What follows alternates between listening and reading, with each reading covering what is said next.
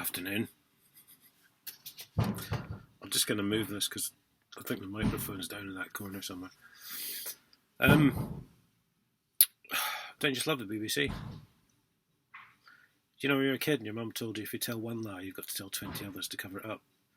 And of course, eventually, if you did something wrong, you'd get caught out because you forgot your story. I just put the news on this morning. I don't much anymore. But I did listen to this 2 or 3 times, sort of 6:30, 7 o'clock, just to make sure I was doing it right. Firstly, they said people that take the vaccine, some people have had like psychiatric effects, like psychotic effects, like PTSD and stuff like that. Let me tell you, I was bipolar for 38 years. You're lying, BBC.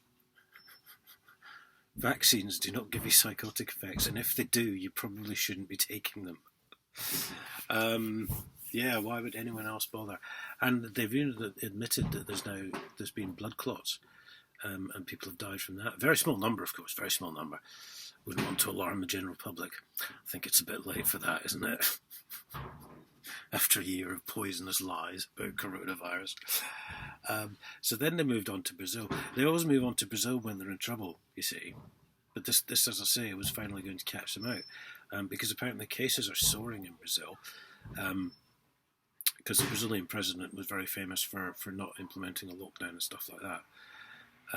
Now, the first thing here, BBC, is that your figures can't be trusted in this country, because I've actually seen something from the NHS the other night that suggests that about 3,500 people in total since last, March, January, whenever you want to say, have died directly from coronavirus. Not within 28 days of a positive test, not related to, directly from, and that's about 3,500 people, and that's less than I actually thought it was. I thought it would get to about 7,500, but there you go. So your figures can't be trusted in this country, so why we should believe anything you say about Brazil, I don't know.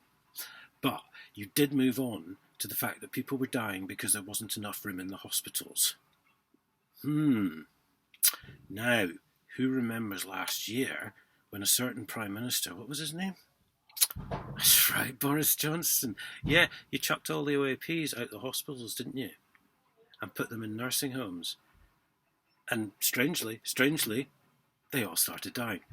And you said it was because the hospitals were overrun, but that's not true, is it?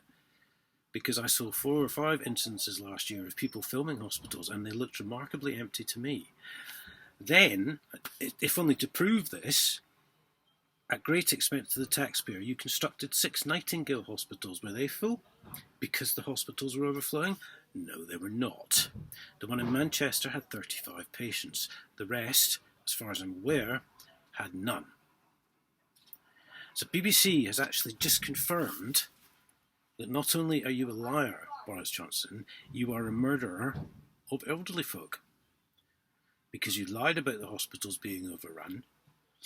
That was proven by the Nightingale hospitals not being full. And now, of course, BBC have said people in Brazil are dying because there's not enough room in the hospitals. So, and I always said, right, you knew when you did that what would happen. You knew that those elderly people would die when you tipped them into the nursing homes. Because that's the kind of sociopath you are, Boris.